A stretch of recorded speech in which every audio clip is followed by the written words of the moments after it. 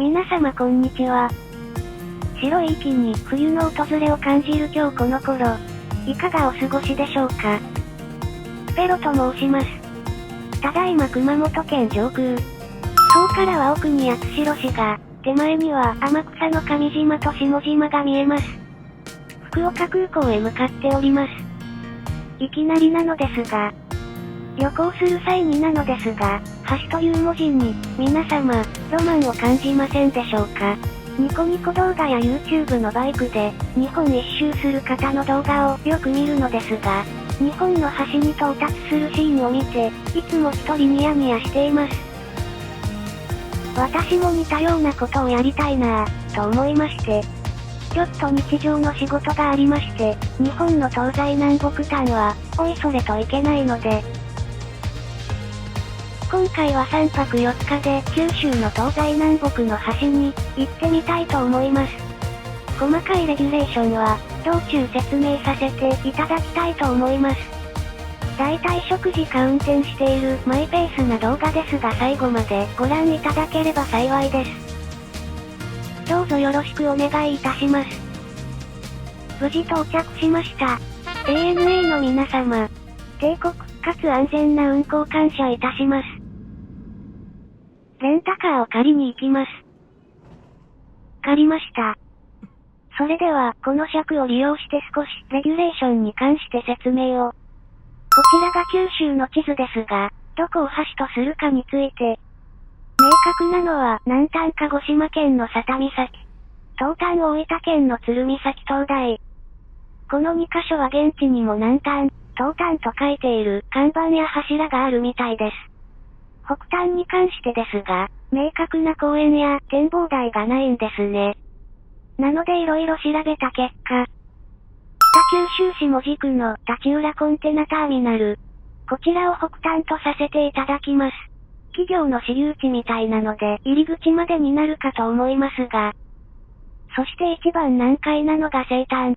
こちら長崎県佐世保市近辺の地図ですが、色々調べた結果、一見、こちらの平戸島の先端が東端に見えます。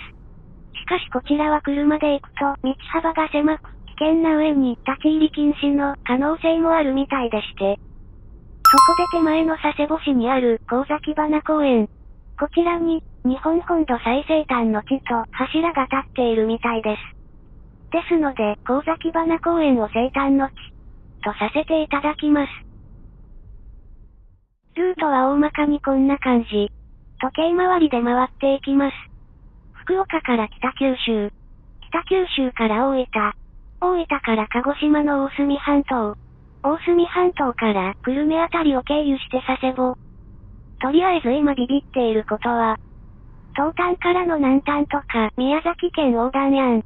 南端から西端も鹿児島熊本佐賀横断やん。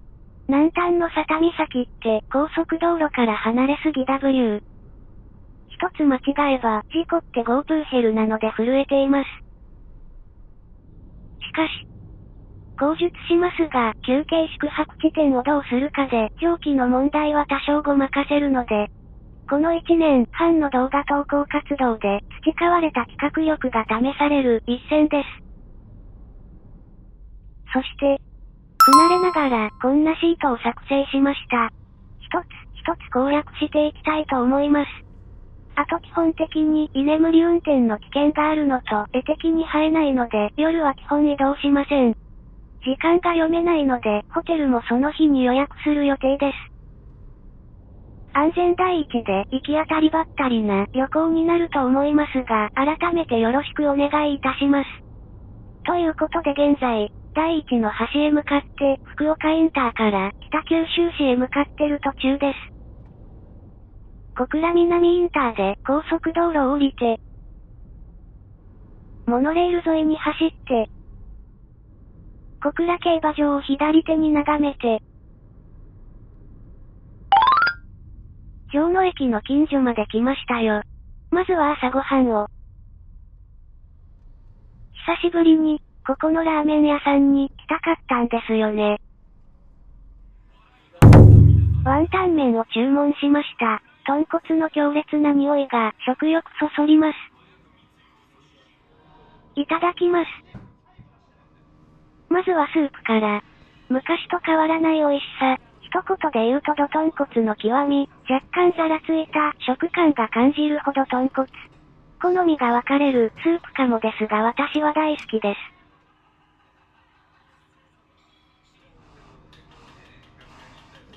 麺も細麺の固めで、よくスープと絡みます。このスープの最大の強みは、ニンニクとのマリアージュだと私は思います。2かけらクラッシュします。なんということでしょう。ニンニクの風味が豚骨風味と合わさって、めちゃめちゃうまいです。そしてワンタンを。プルプルのワンタンにド豚骨スープが絡んで、からの生姜の風味がめちゃめちゃ爽やかな後味。チャーシューも美味しいけど、ワンタンが好きですなぁ。久しぶりでしたが、めちゃくちゃ美味しかったです。ごちそうさまでした。いやー美味しかったです。それでは、第一の橋へ向かいます。都市高速に乗って、小倉北区を走って、門司港あたりで高速を降りて、海の方まで来ました。倉庫がたくさんあるエリアに来ました。どうやらここまで見たいですね。こちらが九州の北端、立浦コンテナターミナルです。記念撮影もしました。そして忘れたらいけないのが、第一の橋。到達完了です。それではまだお昼の12時なので、今日のうちに、第2の橋へ向かいます。門司インターで高速に乗って、ここから 200km ぐらいありますが頑張って運転します。北九州ジャンクションを東九州自動車道方面へ。この道久しぶりなので、北九州空港の先が繋がっているのに感動します。唐揚げで有名な大分県中津市に入りました。肘ジャンクション大分方面へ。2車線で走りやすいです。大分市内まで来ました。ここまで来ると目的地の佐伯インターまでは 50km ぐらいです。なんやかんや3時間ぐらいかかりましたね。料金所が見えてきました。高速を降りまして、道路に自転車のマークが多いですな。ロードバイク乗りが多いのかな。空が青くて田んぼがあってめちゃめちゃ素敵な景色ですな。高速の出口から15分ぐらい走りましたが、のどかで山と海に囲まれた素敵な街ですね。トンネルを通りまして、あれ、こんなところに美味しそうなご飯屋さんが。テラス席からですが素敵な景色です。この後、中に案内していただけました。しらすとぶりのコラボ丼にしました。これは、超絶素晴らしいお店に入ってしまったかもしれません。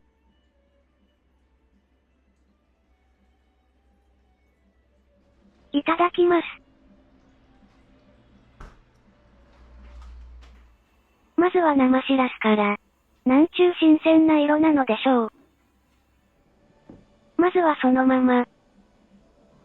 ねっとりしっとり。ほのかな塩の香りがします。レモンを絞りまして。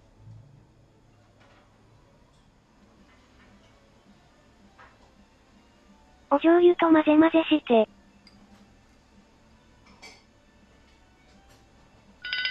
レモンの酸味がいい意味で生っぽさをよりくっきりした味に変えてくれます。醤油も甘口で生しらすの美味しさが際立ちます。このカップ全部生しらすなのにこの時気がつきました。めちゃめちゃ贅沢ですね。このサフランみたいなのが乗ってるご飯です。熱々でめちゃめちゃ美味しいんですよ。お刺身としらすが冷たいので温度のコントラストが楽しめますね。そしてお楽しみのブリを。でかい、脂が甘い。もちっとして、プリッとしてこんなに美味しいお刺身がこんなにたくさんあるなんて。完璧にブリの味が濃厚すぎて醤油を食ってしまっています。こんな美味しいブリは食べたことないですよ。サラダの味付けはオリーブオイルと胡椒のみだと思います。可愛いプレートですがあくまで主役はシラスとブリだという主張を感じます。あっさりしていい箸休めです。ブリ、ご飯、ブリ、ご飯、と永久にループしちゃいます。こんな素敵なお店が近くにある佐伯市の皆様が心から羨ましいです。なんとお会計驚異の1800円、半端なく美味しかったです。ごちそうさまでした。いやー、友人の中では早くいに定評がある私ですが、30分近くかけて味わってしまいました。美味しい食事をすると幸せな気持ちになりますね。時間を忘れていました。本来のミッションを忘れていました。西端の鶴見岬灯台へ向かいます。山道に入りました。ちなみにこんな感じのうねうね道です。駐車場がありましたので、ここから歩いていきます。200メートルの坂道はきつい。やっと見えてきました。灯台がありました。しかし、最東端の地はさらに奥の模様です。ハードな道を下っていきます。見えてきました。九州最東端鶴見岬、北緯32度55分、東経132度5分。記念撮影もしました。そして忘れたらいけないのが、第2の橋、到達完了です。そしてこちらは四国がある東側の海です。オレンジでピンクで紫で素敵なマジックアワーです。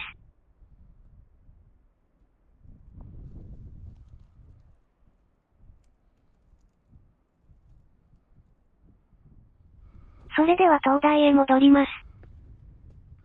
戻ってきました。鐘がありますね。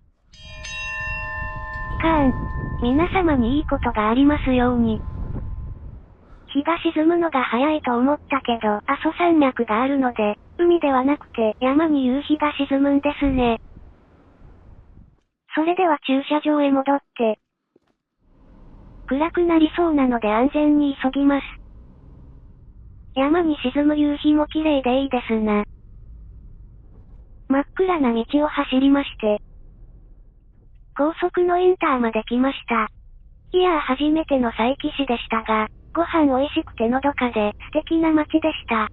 気のせいかもしれませんが、道路がめちゃめちゃフラットで運転しやすかったです。それでは今日の宿泊地ですが、明日は南端の鹿児島県まで行きたいので、もう少し南に行っておきたいと思います。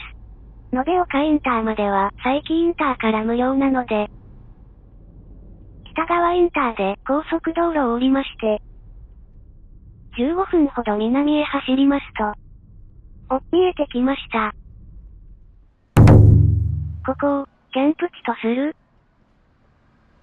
ルートイン延岡駅前さんにお世話になります。ちょっと疲れたので、少し昼寝したいと思います。ちょっと昼寝して夜の10時です。気のせいか、少し前に延岡に来た気がしますが、今日の延岡駅もおしゃれでかっこいいですな。駅近のこちらのお店で軽くお食事したいです。延岡の夜に乾杯。桃焼きのミニサイズです。いただきます。おー、これは、中がもちもちしていて外は香ばしくて、コリコリしていてガムほどに旨味が広がります。柚子胡椒もつけてみましょう。爽やかな辛さが桃焼きと合いますね。手羽の塩焼き。ものすごく柔らかくてジューシーな手羽先です。かぶりつくと歯がお肉にめり込んで、その後口の中に油が溢れます。調理技術の高さもさることながら、めちゃめちゃ美味しい鶏なのではないでしょうか。本当は鶏チャーハンも食べたかったのですが、閉店前に入店してしまったので売り切れみたいでした。次回はもっと早い時間に利用させていただくようにします。ごちそうさまでした。コンビニでプロテイン買いました。それでは明日もたくさん運転するので、今日は休みたいと思います。おやすみなさい。おはようございます。2日目の朝9時です。国道10号線を南下しています。今日は明るいうちに、南の端まで行きたいので、早起きして出発しています。延岡南インターで高速に乗ります。清武ジャンクションを鹿児島方面へ。都城インターで降りまして、10号線を南下します。五十町インターで都城志布志道路に乗って、なぜか一瞬だけ信号がある交差点を通過して、この辺りは志布志のうなぎの駅の近所ですね。鹿屋ジャンクションを鹿屋市街地へ。高速の出口を鹿児島垂水方面へ。国道を少し走って。そういえば朝ごはんまだでした。こんなところにうなぎ屋さんが。こちらでうなぎをいただきたいと思います。料理が来るまで骨せんべいをいただきます。紅白重という白焼きとかば焼きを楽しめる料理にしました。お重を開けてみましょう。こちらは白焼きですね。こちらはかば焼き。一番底はピカピカのご飯です。うなぎをご飯にのしてみました。美味しそうですな。白焼きいただきます。皮がパリパリでジューシーです。中はふっくら。白焼きゆえにシンプルですが、うなぎの素材の味を楽しめますね。次はわさびを乗っけて、からの塩をつけて、これが白焼きの最終形態ですね。肉と同じでうまいものは、わさびかける塩が最強。ご飯が進みます。そしてかば焼きですが、こちらも裏側がパリッとしていて、表面はふかふかです。タレもめちゃめちゃあっさり。甘さは控えめなタレだと思います。お重で提供してくださったので、ご飯にタレがかかっておらず、最後まで銀シャリ。ご飯もピンと固めに炊かれており、うなぎをバックアップしていますよ。大隅半島のうなぎは最高ですね。ごちそうさまでした。いやー美味しい朝ごはんで元気出ました。それでは、第3の橋佐多岬を目指します。航空自衛隊の基地を横目に鹿児島湾を目指します。鹿児島湾に出ました。ここからひたすら南下していきます。30km 近く南下して、うねうね道を通りまして。見えてきました。ここが最南端ですか。海が綺麗ですな。遊歩道がありますね。と思ったら、トンネルの奥に展望台があるみたい。トンネルを一人歩きます。トンネルを出ると舗装された綺麗な遊歩道。あそこまで歩くのですか。600メートルって遠いですな。トトロが手に持っていそうなサイズの葉っぱです。この辺りが折り返しです。海が本当に綺麗です。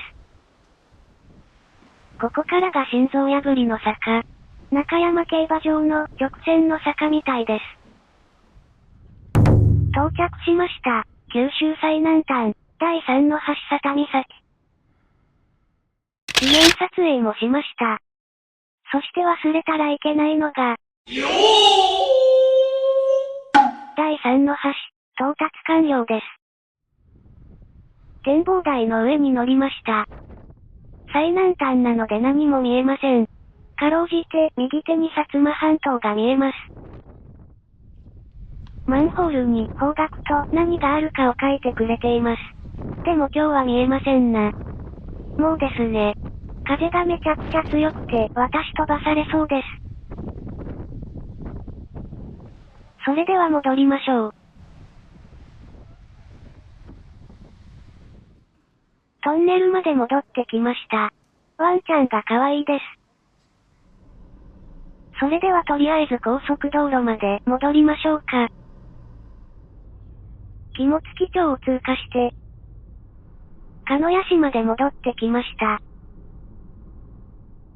東九州自動車道へ乗ります。さて本日のお宿ですが、霧島市の国分に宿泊したいと思います。まだ4時半だし熊本市内か八代市ぐらいまで北上できなくもないのですが、今日はまだ1食しか食べていないので、早くご飯食べたいので。ということで国分インターで降ります。下道を少し走って、もう夕方の5時なので、そろそろ昼ご飯食べたいです。前から来たかったこちらの回転寿司屋さんでお寿司を食べたいと思います。まずはマグロ3種盛りを。赤身も中トロも大トロもくっきりマグロの味がします。べちゃっとしていなくて新鮮です。赤身でもほのかなマグロの脂が美味しい。次はアボカドサラダ握り。すごい玉ねぎの厚みです。まずはシャキシャキの玉ねぎをやっつけて。どうやらシャリの上にエビ、その周りに生ハム。その上にアボカドというフォーメーションです。洋風な寿司ですが美味しいですね。ほのかなバルサミコ酢も生ハムとよく合います。ブルースリーです。青魚3種で多分ブルースリーかと。アジとしめ鯖ときびなごです。しめ鯖がもちもちですよ。少し油も乗っててめちゃめちゃ美味しいですなぁ。しめ鯖をリピートそして黒むつ。しめ鯖。永久に食べたいぐらい美味しいです。そしてアラです。クエのことかと思います。なんということでしょう。すごい身の分厚さと歯ごたえです。まったり甘くてガムとマグロの中トロみたいな脂の甘みを感じますね。これは紛れもなく高級魚ですわ。昼間うなぎ食べたけどうなぎを。柔らかさにステータス全振りしたうなぎです。柚子の皮も後味爽やか。穴子ですがでかいですなぁ。チーズスフレケーキみたいなふわふわ感。口の中が幸せになる柔らかさです。素晴らしい回転寿司屋さんでした。ごちそうさまでした。いやー美味しいお昼ご飯でした。それではホテルへ向かいましょうか。10分ほど車で走りまして。本日はホテル京セラさんにお世話になります。それではお部屋チェック。なんと、角部屋なのに違和感がないレイアウトです。荷物置きがありまして。ズボンプレッサーと空気清浄機。テレビと机。ベッドはセミダブルのサイズかな。窓からの景色は雨降ってますが、世界のソニー社の工場が見えます。そしてお風呂は、ゆったり入れるサイズです。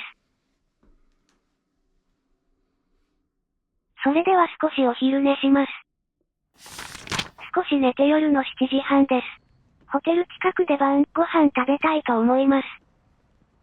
こちらを利用させていただきます。豚しゃぶのセットが到着しました。しゃぶしゃぶの豚。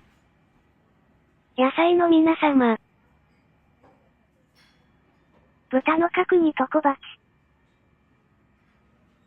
これはしゃぶしゃぶをつけるだしです。鹿児島の夜に乾杯。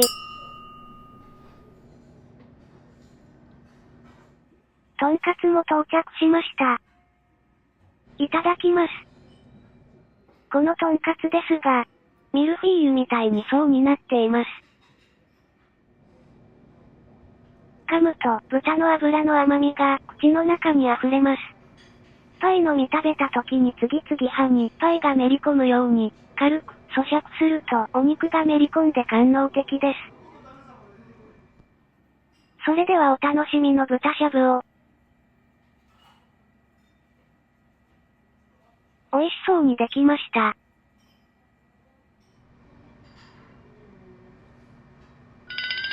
いや甘い肉がしっかりめの出汁と最高のツープラトン。塩気も甘さも控えめな出汁なのに、カツオの風味がキレキレですごいんですよね。次はネギをたくさん入れて食べますよ。すごいシャキシャキして口の中が爽やかです。しかしこんだけネギ入れると普通青臭さが出てくるものなのですが、出汁が完封していますね。シャキシャキさだけが際立つ素晴らしいカツオだし。今野菜たちも食べていますが、えのき、舞茸などキノコ類が出汁とめちゃめちゃ合いますね。締めはさらしなそばと豚雑炊です。